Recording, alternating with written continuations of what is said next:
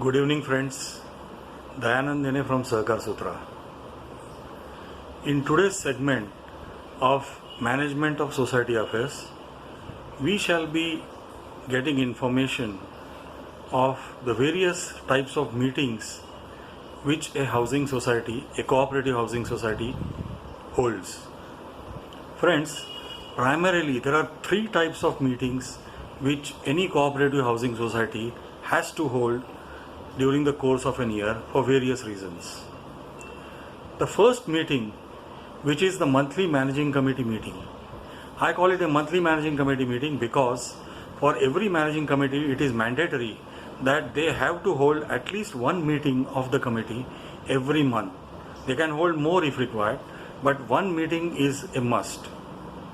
So that is the first meeting which the managing committee has to hold every month. In that particular meeting, they have to discuss the budget required for that particular month, the cash flows of the society, the outstanding issues of the society which are pending or which need immediate attention, and then transfer cases or transmission cases of flats and members, and then of course any other incidental matters with the permission of the chair. The secretary is supposed to call the managing committee meeting, and he has to give 3 days notice to all the managing committee members along with an agenda and information, background information regarding the subjects which are there on the agenda, so that members can prepare themselves and come, and there will be more meaningful discussions. The second meeting, which is the most important meeting for any cooperative housing society, is the annual general meeting of the society. This annual general meeting is mandatory and it has to be held before 31st of September by every society. In this annual general meeting, the audited accounts of a society have to be presented, deliberated, discussed and adopted by all the members.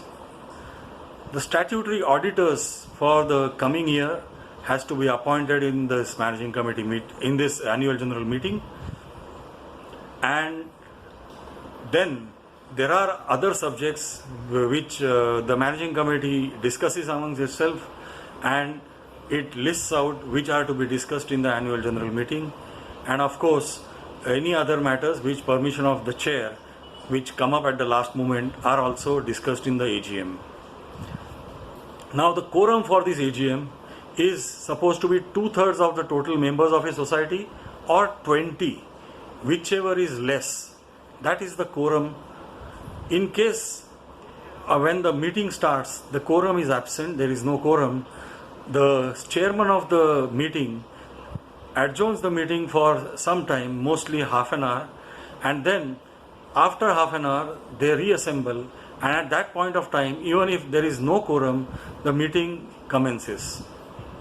Now, annual general meeting is a very important meeting in which all the members must attend and deliberate and discuss the issues facing the society, give their suggestions. As per the latest amendments in the bylaws, a member has to attend at least one AGM in 5 years. If he doesn't attend, that member ceases to be an active member of the society. He is classified as a passive member, and then he cannot take part in the society elections.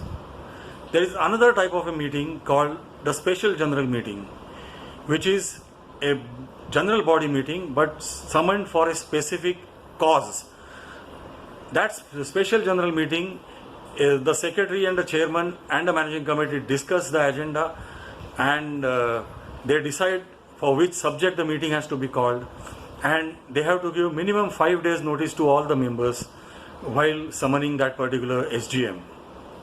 There is another extraordinary general meeting which is there, or an emergency general body meeting, which is called only in cases of emergency, and they don't require any notice. They can be called at 24 hours notice by the society.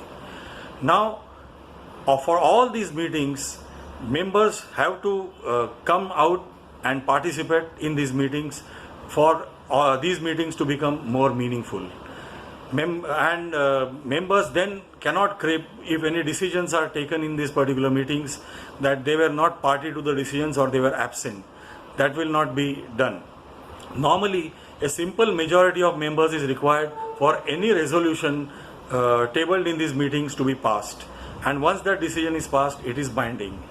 If you have got to resign a particular decision or amend a particular decision or cancel a particular decision taken in a AGM or a SGM, you have to wait for a period of 6 months before you get a chance again to cancel it.